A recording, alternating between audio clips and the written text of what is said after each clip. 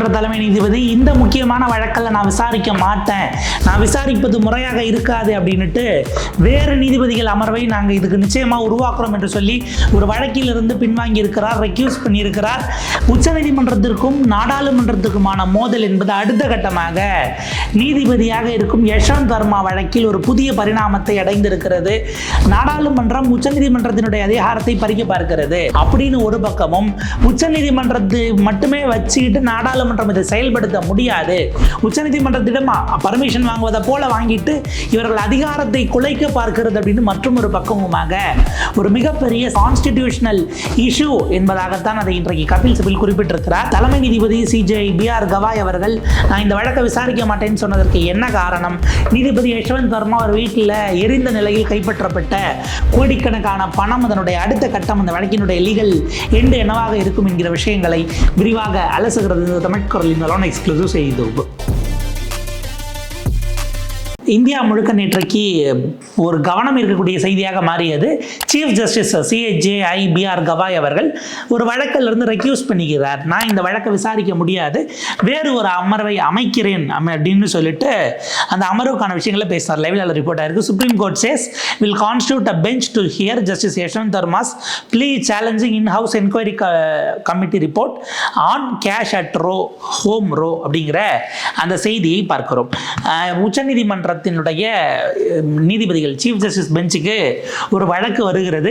இந்தியாவினுடைய மிக மூத்த வழக்கறிஞர்கள், ரொம்ப ஃபேமஸான லாயர்ஸ் எல்லாரும் போயிட்டு அந்த பெஞ்ச் முன்னாடி ஆஜராகிறாங்க. யார் யார் அப்படின்னு எடுத்துக்கிட்டா திரு கபில் சிபில் அவர்கள், அதே போல முகுல் ரோத்கி, ராகேஷ் திவேதி, சித்தார்த் லூத்ரா, சித்தார்த் அகல்வால், இப்படி பல மூத்த வழக்கறிஞர்கள். இந்த 5 பேருங்கிறது டாப் டயராக இந்தியா முழுக்க பாப்புலரான லாயர்ஸ். இது போக மற்ற வழக்கறிஞர்கள் அப்படின்னு ஒரு பெரிய டீமே போய் அப்பியர் ஆகிறாங்க. சிஜே பெஞ்ச் முன்னாடி அப்பியர் ஆகிட்டு அவங்க சொல்லக்கூடியது, நாங்கள் யஷ்வந்த் வர்மா அவர்களுக்காக வந்திருக்கிறோம் என்று தங்களை அவர்கள் அறிமுகப்படுத்திக் கொள்கிறார்கள். அவங்க என்ன குறிப்பிட்றாங்க, இந்த நீதிமன்றத்தில் நாங்கள் ஒரு பெட்டிஷனை ஃபைல் பண்ணியிருக்கிறோம், எங்களுடைய தரப்பை நீங்கள் கேட்கணும், இந்த இதில் பலவிதமான சட்ட லூப் ஹோல்ஸ், சட்டத்தில் இருக்கக்கூடிய ஓட்டைகள் அப்படிங்கிறத பயன்படுத்திக்கிட்டு இன்னைக்கு நடவடிக்கை எடுப்பதற்கான இடத்தை நோக்கி இது நகர்ந்து இருக்கிறது, உடனடியாக ஒரு அமர்வு நீங்கள் இதை விசாரிக்க வேண்டும் அப்படின்னு இந்த பெரும் வழக்கறிஞர் படை போய் கேட்கிறாங்க.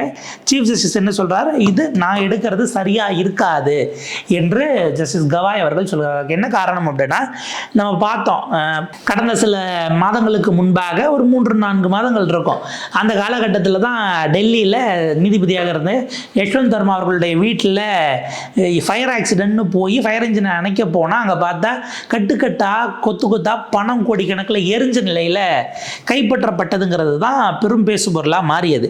அதற்கு பிறகு வெளியில் வர்றதுக்கே ரொம்ப டைம் எடுத்தது. ஒரு 2 வாரம் வரைக்கும் உள்ளுக்குள்ளேயே பல விசாரணைகள் நடத்திக்கிட்டு இருந்தாங்க. இப்படி எல்லாம் போச்சு. இது தொடர்பான 3 நீதிபதிகள் அமர்வு, அன்றைக்கு தலைமை நீதிபதியாக இருந்த சிஜே சஞ்சீவ் கண்ணா அவர்கள் 3 நீதிபதிகள் அமர்வு அமைக்கிறாங்க.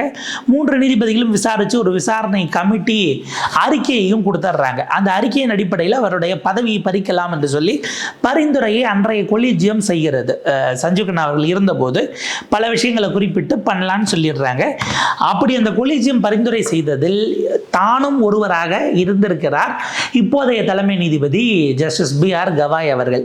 அவர் என்ன சொல்றாரு, நான் பரிந்துரை செய்த ஒரு ரிப்போர்ட்டை, அதில் நானும் ஒரு ஆளாக இருந்து கையெழுத்து போட்டிருக்கேன், ஸோ அதுக்கு எதிரான வழக்கை நானே விசாரிச்சா என்னுடைய தீர்ப்பை அல்லது அந்த வழக்கில் நான் போட்டது தப்புன்னு தான் நீங்கள் மேலே வரீங்க, எனவே நான் விசாரிப்பது முறையாக இருக்காது, அது அப்ராப்ரியேட்டாக இருக்காது, இதற்கு பதிலாக நீங்கள் சட்ட ரீதியாக சிக்கல் குழப்பம் அப்படிங்கிறீங்க, அப்போ ஆப்வியஸாக அதுக்கான நீதிபதிகளை வச்சு பெஞ்சை ஃபார்ம் பண்ணுறோம் என்று உத்தரவாதத்தை கொடுத்திருக்கிறார் தலைமை நீதிபதி பி.ஆர். கவாய் அவர்கள். ஸோ இதுதான் ரொம்ப ரொம்ப முக்கியம். ஆக்சுவலாக இன்னைக்கு பெஞ்சில் யார் யார் இருந்தாங்கன்னா, chief justice B R. Gavai, justice K. Vinod Chandran மற்றும் ஜஸ்டிஸ் ஜாய்மல்யா பக்சே ஆகிய 3 நீதிபதிகள் அமர்வு இந்த உத்தரவாதத்தை கொடுக்கிறார்கள். இப்போ இந்த வழக்கினுடைய பின்னணிக்கு வரலாம். இந்த வழக்கு நம்ம ஏன் சாதாரணமாக நினைக்கக்கூடாது அப்படின்னா, இந்தியாவினுடைய குடியரசு துணைத் தலைவராக இருந்த ஜக்தீப் தன்கர் அவர்களுடைய பதவி அவசர காரணமாக சர்ச்சைக்குரிய வகையில் வெளிப்படைத்தன்மை இல்லாமல் பறிக்கப்பட்டது அல்லது ராஜினாமா செய்யப்பட்டது, நீங்கள் எப்படி எடுத்தாலும் சரி, அதற்கு காரணமாக அது வரைக்கும் இந்த வழக்கு போயிருக்கு. அப்படிங்கிறதுனால இந்த வழக்கு கூடுதல் முக்கியத்துவம் வாய்ந்ததாக பொலிட்டிக்கலி பார்க்கப்படுகிறது. நீதித்துறைக்கு பொலிட்டிக்கல் நோக்கம் இருக்கானா, நம்ம அப்படி ஒரு கருத்து நம்ம வைக்கவே இல்லை. பட் ப்ரொசீஜரலாக இது வந்து யார் பெரியவங்கிற அந்த சண்டை போயிட்டு இருக்கு இல்லையா. பாஜக அரசு வந்ததுமே நீதித்துறையில் கை வைக்க பார்த்தது, அதுலேருந்து இப்போ வரைக்கும் தொடர்ந்துட்டு இருக்கக்கூடிய இந்த சண்டையில் மற்றும் ஒரு பரிணாமமாக நம்ம இந்த வழக்கை பார்க்க வேண்டியிருக்கிறது. இப்போ என்ன அப்படின்னா, ப்ரொசீஜராக நமக்கு நடந்தது தெரியும் இல்லையா. ஒரு 3 நீதிபதிகள் குழு போடுறாங்க, அவங்க விசாரிச்சுட்டு அறிக்கையை போடுறாங்க, அந்த அறிக்கையை வெளியிடுறாங்க. வெளியிட்டுட்டு அவர் மீது அடுத்த கட்ட நடவடிக்கை எடுக்கலாம்னு கொலீஜியம் பரிந்துரை செய்து குடியரசுத் தலைவர் மாண்புமிகு திரௌபதி முர்மு அவர்களுக்கு அனுப்பிட்டாங்க. இப்போ இதுக்கப்புறம் என்ன அப்படிங்கிற கேள்வி நம்ம கேட்டோம்னா, அந்த இன்னவுஸ் ரிப்போர்ட்டுக்கு எதிராகவே இப்போது உச்சநீதிமன்றத்தில் வழக்கு தொடுத்திருக்கிறார் யஷ்வந்த் வர்மா. அதில் அவர் என்ன குறிப்பிட்டார், இன்னவுஸ் கமிட்டி ஃபைண்டிங்ஸை பொறுத்த வரைக்கும் எனக்கு சரியான போதுமான வாய்ப்பை கொடுக்காமலே நான் பதிலளிப்பதற்கு முன்பாகவே அவங்க அதை முடிச்சுட்டாங்க. ஒன்று, கமிட்டி ஏற்கனவே ஒரு முன்முடிவோடு வந்ததாக இருக்கிறது. எந்த விதமான உறுதியான ஆதாரங்கள் இல்லாத போதும் அவங்களாவே இருக்கிறத வச்சு நாங்கள் இப்படி தான் முடிவுக்கு வரோன்னு வந்துட்டாங்க.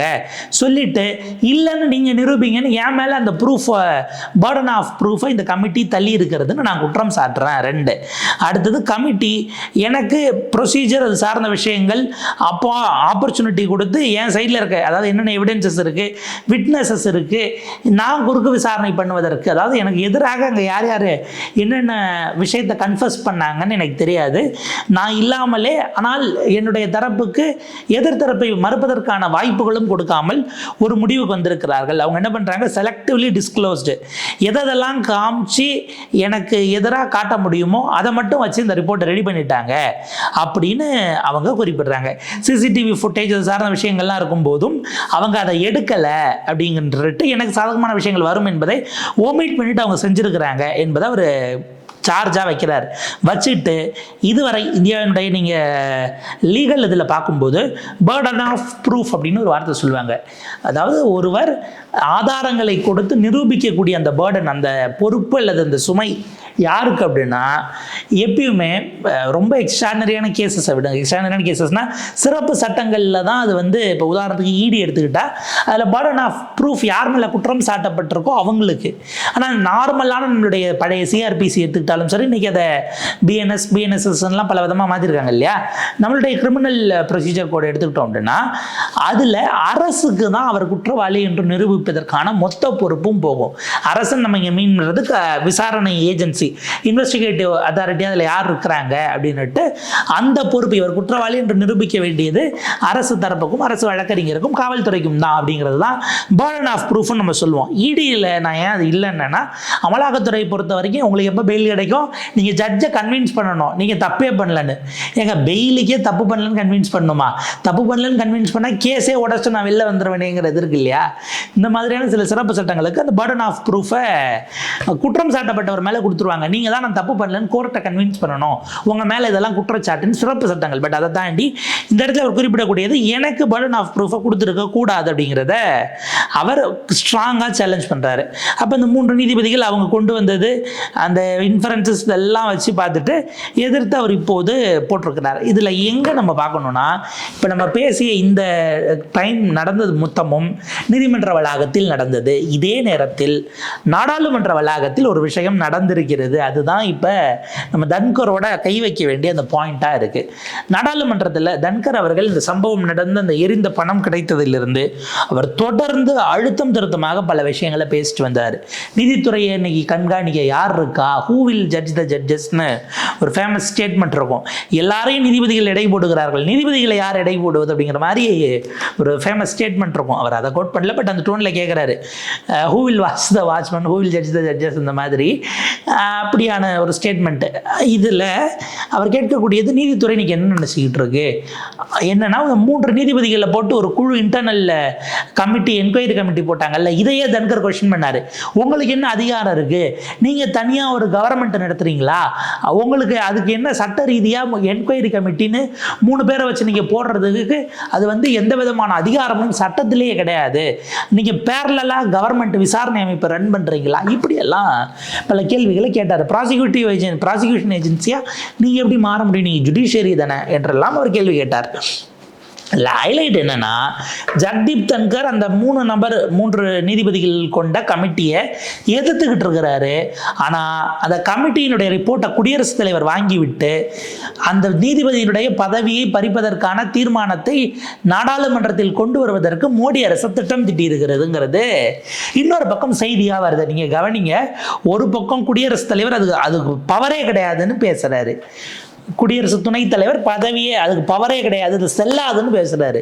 குடியரசுத் தலைவர் அதன் அடிப்படையில் அடுத்த கட்டமாக நீதிபதி பதவியே பறிப்பதற்கு அந்த 3 நபர் கமிட்டியின் அடிப்படையில் அவங்க அடுத்த கட்டமான நடவடிக்கைகளை மத்திய அரசு தொடங்குகிறதுங்கிற செய்தி வருது. இப்போ அந்த முட்டல் மோதல் எங்கே வருதுன்னு உங்களுக்கு தெரியுதா? ஏன்னா தன்கர் சட்ட ரீதியாக பேசுகிறார். இந்த பக்கம் குடியரசுத் தலைவர் அதை ஆப்வியஸாக ஹோம் மினிஸ்டருக்கு அனுப்பியிருப்பாங்க. மத்திய அரசில் பிரதமர் அலுவலகத்துக்கு போயிருந்தாலே அவங்க மோடி அவர்களோ அமித்ஷா அவர்களோ அரசியலாக தான் அதை பார்க்க போகிறாங்க.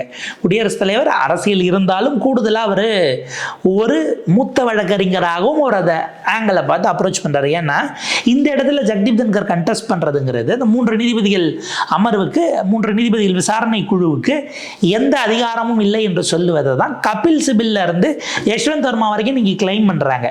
அப்போ அந்த நீதிபதி எழுப்பிய தன்கருடைய ஸ்டேட்மெண்ட்டை அப்படியே எடுத்து தனக்கு ஒரு டிஃபெண்டிங்காக யஷ்வந்த் வர்மா பயன்படுத்துகிறார். இவரையும் அறியாமல் இவர் நீதித்துறை திட்டத்துக்கு யூஸ் பண்ணதை யஷ்வந்த் வர்மாவும் அவரை சார்ந்தவர்களும் மற்ற லீகல் எக்ஸ்பர்ட்ஸும் எடுத்துக்கிட்டாங்கன்றது பாஜக வட்டாரத்திலேயே குறிப்பாக மோடி அவர்களும் அமித்ஷா அவர்களுமே அதை ரசிக்கலைங்கிற ஒரு செய்தி வருது. அடுத்த இது பொலிட்டிக்கலி அடிவாங்கின இடம்னு பார்த்தா இந்த யஷ்வந்த் வர்மா அவர்களுக்கு மீது நம்பிக்கையில்லா தீர்மானத்தை எதிர்கட்சியும் கொண்டு வராங்க, ஆளுங்கட்சியும் கொண்டு வராங்க. எதிர்கட்சிகள் முதலே அதை ஃபைல் பண்ணிட்டாங்க. அதில் சமீபத்திய டிஸ்கஷனில் நம்ம அதை எடுத்துக்கலான்னு தன்கர் அவர்கள் பேசியதாக தெரிய வருகிறது. அதை எடுக்கிறது சம்பந்தமாக ஆளுங்கட்சிக்கிட்ட எந்த தகவலும் அவர் சொல்லலை. ட்ரெஷரி பெஞ்சஸ், ஏன்னா நீங்கள் ஒரு மசோதா வருகிறது கொண்டு வரப்படுகிறதுனா 2 தரப்பும் சொல்லணும். ட்ரெஷரி பெஞ்சுக்கும் சொல்லணும், அப்போசிஷன் பெஞ்சுக்கும் சொல்லணும். ஏன்னா ஏதாவது திடீர்னு ஒன்று எடுத்துட்டாங்கன்னா ஆளும் தரப்பு பதில் சொல்கிறதுக்கு தயாராக இருக்கணும். போதுமான வாய்ப்பை 2 பேருக்கும் கொடுக்கணுன்றதுனால இதுதான் அலுவல்கள். இதை இந்த இப்போ உதாரணத்துக்கு இந்த நாடாளுமன்றத்தில் இந்த மசோதாக்கள்லாம் வரப்போது முன்கூட்டியே சொல்லிடுவாங்க. திடீர்னு நீங்கள் அந்த மசோதாவை எடுத்தீங்கன்னா அமைச்சர் இதுக்கான செட்டப் ஸ்ட்ரக்சர் எதுவும் இல்லாமல் அப்படியே அன்பிரிப்பேர்டாக வந்து எதுவும் பண்ணிட முடியாது. இதில் வந்து அந்த மசோதா குறித்து எல்லாத்தையும் மனப்பாடம் பண்ணிட்டு வர அளவுக்குலாம் ஸ்பேஸ் நமக்கு இல்லை. ஆக இப்படியான சட்ட சிக்கல் இருக்கும் பொழுது எதிர்கட்சி கொடுத்ததை வாங்கிறதுக்கு தன்கர் ஓகே சொல்லிட்டாரு. ஆளுங்கட்சி என்னன்னா ஊழலுக்கு எதிராக நம்ம தான் செஞ்சதா இருக்கணும் சம்பவம், அதை பாஜக தரப்பில் கொண்டு வந்து நம்ம அந்த நீதிபதி பதவியை பறிக்கிறதுக்கு நம்மள ஸ்கோர் பண்ணணும். எதிர்கட்சி கொண்டு வரதை உள்ளே எடுத்தால் நம்ம அதை எதிர்க்கவும் முடியாது. ஊழலுக்கு எதிராக ஒரு நீதிபதி அவர்கிட்ட கொத்து கோடியாக பணம் இருக்கு அப்படின்னா இதை நம்ம எதிர்க்கிறோம்னா இப்போ ஊழல் எதிர்க்க கூடாதுன்னு சொல்றீங்களா, ஊழல்வாதிகளுக்கு துணை போறீங்களான்னு ட்விஸ்ட் பண்ணிடுவாங்க. ஸ்கோர் யார் பண்ணுவானா அந்த மசோதாவை முதல்ல யார் முன்மொழிஞ்சு வழிமொழிஞ்சவங்க ஸ்கோர் பண்ணிடுவாங்க. அந்த இடம் ரொம்ப காம்ப்ளிகேட்டடாக மாறும்போது தான் பாஜக உள்ள அந்த முரண் அதிகமாகிறது அப்படிங்கிற ஒரு பார்வை இப்போ வரைக்கும் ஸ்ட்ராங்காக நிற்கிது. இதன் காரணமாகத்தான் தன்கர் அவர்கள் அந்த மசோதாவே எடுக்கிறதுக்கு நீங்கள் இருந்தால் தானே எடுப்பீங்கிற லெவலுக்கு அது போயிட்டதாக செய்திகள் வருகிறது. ஒரு heated argument and debate top tier leaders of BJP அவங்களோட அங்கே நாடாளுமன்றத்தில் நடந்ததாக டெலகிராஃப் ரிப்போர்ட் பண்ணியிருக்கு. ஸோ இது ஒரு பக்கம் அப்படின்னா இதில் ப்ரொசீஜரெல்லாம் என்ன பண்ணணும்? தன்கர் இல்லை, இன்னைக்கு வேற யாருனாலும் உள்ளே இருக்கலாம். என்ன ப்ரொசீஜர் அப்படின்னா நீதிபதிகள் மீது நீங்கள் இம்பீச்மெண்ட் மோஷன் கொண்டு வர்றதுக்கான ப்ரொசீஜர் அடிப்படையில் அதுக்கான காரியங்களை சொல்லி நீங்கள் லோக்சபாவாக இருந்தால் 100 MP கையெழுத்து போடணும், ராஜ்யசபாவாக இருந்தால் 50 MPகள் கையெழுத்து போடணும். கையெழுத்து போட்டு கொடுத்தாங்கன்னா செக்ரட்டரியேட்டில் அதை வாங்கி பார்த்துட்டு ஹேண்ட் ரைட்டிங்கை வெரிஃபை பண்ணணும். நீங்கள் தான் MP, நீங்கள் தான் கையெழுத்து போட்டிங்களா இல்லை உங்கள் கையெழுத்து வேறு யாராவது போட்டாங்களான்னு கேட்டு 50 ஓகே ஆயிடுச்சு, அங்கே 100 ஓகே ஆயிடுச்சுன்னா இம்பீச்மெண்ட் மோஷன் எடுக்கப்படும். எடுத்துட்டு அது தொடர்பான குற்றச்சாட்டுகள் விவாதங்கள்ங்கிறது போயிட்டு அவங்க வந்து ஏற்கனவே ஜட்ஜஸ்க்கான என்கொயரி அப்படின்னுட்டு அதுக்கான சட்டங்கள் விதிமுறைகள் ஏற்கனவே இருக்கு. ஜட்ஜஸ் என்கொயரி, ஃபர்ஸ்ட் ஜட்ஜு ஏற்கனவே கேசஸாகவும் பலது நடந்திருக்கு. அது போக ரூல்ஸாகவும் விதிகளாகவும் சட்டமங்களாகவும் அவங்களுக்கான என்கொயரி ஆக்ட் எல்லாம் இருக்கு. அதன் அடிப்படையில் பார்க்கும்போது ஒரு 3 நபர் குழுவை நாடாளுமன்றம் அமைக்க வேண்டும். உச்சநீதிமன்றத்திலிருந்து மிக பெரும்பாலும் சீஃப் ஜஸ்டிஸ், அதே போல் ஹைகோர்ட் கன்சர்ன் ஹைகோர்ட்டில் இருக்கக்கூடிய CJ, ஒரு 3ஆவதாக ஒரு சட்டத்துறை நிபுணரை நாடாளுமன்றத்தின் சார்பில் சபாநாயகரின் சார்பில் சேர்பர்சன் நாமினேட் பண்ணுவாங்க. இவங்க விசாரித்து ஒரு அறிக்கையை கொடுத்து அந்த அறிக்கையை அதன் மீது விவாதம் நடத்தி திரும்ப அந்த அறிக்கை பார்லிமெண்ட்டுக்கு வரணும், விவாதம் நடத்தணும். இப்போ உதாரணத்துக்கு மஹுவா மித்ரா அவர்கள் மேலே ஒரு குற்றச்சாட்டு வந்தது. விசாரணைக்கு அவங்க ஒரு குழுவை போட்டாங்க. குழுவில் அவங்க ஆஜரானாங்க, பெரிய இஷ்யூ ஆச்சு. அவங்க ஒரு அறிக்கையை கொடுத்தாங்க, அதன் மீது வாக்கெடுப்பு நடத்தி அவர் பதவி பறிக்கப்பட்டது. அந்த மாதிரி நடத்தணுங்கிறது ப்ரொசீஜர். மோடி அரசு என்ன நினைக்குது, ஏற்கனவே ஒரு அறிக்கை இருக்கு, 3 நீதிபதிகள் கொடுத்துட்டாங்க, அதை வச்சு இதை கொண்டு வந்து அன்னைக்கே ஒரு பதவியை பறிச்சிடலான்னு மோடி கவர்மெண்ட் நினைக்குது. இது ப்ரொசீஜரல் லேப்ஸ் அப்படின்னு கபில் சிபல் உள்ளிட்டவர்கள் அங்கே அதை மூவ் பண்ணுறாங்கங்கிற ஒரு இடத்துக்கு ரொம்ப இக்கட்டான ஒரு நிலையில் வந்து மாட்டியிருக்கிறது. இப்போ பதவியை பறிக்கணும்னு உச்சநீதிமன்றமே பரிந்துரை செய்திருந்தாலும் கூட ப்ரொசீஜரை ஃபாலோ பண்ணலன்னா அது தப்புன்னு ஸ்ட்ரைக் டவுன் பண்ணக்கூடிய சூழலுக்கு உச்சநீதிமன்றம் வந்திருக்கிறதோ அப்படிங்கிற ஒரு இக்கட்டான நிலை உச்சநீதிமன்றம் நாடாளுமன்றத்தில் இது ஒரு அதாவது என்ன சொல்றது, ஒரு முச்சந்தியில் நிற்கிறது அப்படிம்பாங்கல்ல, முச்சந்தி அல்லது நார்ச்சந்தியில் ஒரு முக்கியமான குரூஷியல் ஜங்ஷனுக்கு வந்திருக்கிறோம். அவரிடம் அவ்வளவு பணம் கைப்பற்றப்பட்டிருக்கிறது அப்படிங்கிறது உறுதி செய்யப்படும் பட்சத்தில் முழுமையாக அவருக்கான தண்டனை அப்படிங்கிறத எடுக்க வேண்டியதுங்கிறதுல மாற்று கருத்து யாருக்கும் இல்லை. ஆனால் யாருக்கான அதிகாரத்திலிருந்து இதை எடுக்க வேண்டும்? அப்பாயிண்டிங் அத்தாரிட்டி தான் பதவியை பறிக்க முடியும். யார் உங்களை நியமனம் செய்கிறார்களோ அவர்கள் தான் உங்களை டிஸ்மிஸும் பண்ண முடியுங்கிறது கரெக்டு. ஆனால் அது என்ன ப்ரொசீஜரில் நீங்கள் பண்ணணும்னு உங்களுக்கு இருக்கிற சட்டத்தை நீங்கள் ஃபாலோ பண்ணலனா, அரசு நாடாளுமன்றம் ஃபாலோ பண்ணலனா அதை ஜுடிஷியல் ரிவ்யூவில் எடுக்க வேண்டிய அதிகாரம் உச்சநீதிமன்றத்துக்கு இருக்கிறதுங்கிற ஒரு காம்ப்ளிகேட்டடான மும்முனையில் இது வந்து நிற்கிறது. ஸோ இது அடுத்தடுத்த கட்டத்துக்கு எப்படி போகுது? நாடாளுமன்றத்தில் இந்த இம்பீச்மெண்ட் மோஷன் வந்தால் ஆப்வியஸாக கபில் சிபில் அவர்களில் தொடங்கி டாக்டர் அபிஷேக் மனு சிங்வியிலிருந்து சட்ட ரீதியாக அவர்கள் அதை எதிர்க்க போகிறார்கள். ஏன்னா ப்ரொசீஜரை அவங்க என்ன கொண்டு வர போகிறாங்கன்னு தெரியல. செய்யணும், அவர் பதவியை தப்பு பண்ணியிருந்தா பறிக்கணும். ஆனால் என்னவா எப்படி பறிக்கணுங்கிறது இருக்குது. அவர் போதுமான இதே கொடுக்கல அப்படின்னா இந்த இன்டர்னல் கமிட்டிக்கு 3 நீதிபதிகள் விசாரணை குழுவுக்கு அதிகாரமே இல்லைன்னு அவங்க அங்கே டிஃபெண்ட் பண்ண வேண்டியிருக்கு. அதே அவங்க உச்சநீதிமன்றத்திலும் டிஃபெண்ட் பண்ணணும். சுவாரஸ்யமான நாட்களை நோக்கி இந்திய நீதித்துறை விசஸ் நாடாளுமன்றம், ரொம்ப குறிப்பாக ஆளுங்கட்சிங்கிறது நகர்ந்துகிட்டு இருக்கு. அடுத்தடுத்த நிலைகளுக்கு எப்படி போகுதுங்கிறத பார்த்துட்டு நம்ம விரிவாக வேறொரு காணொலியில் சந்திக்கலாம்.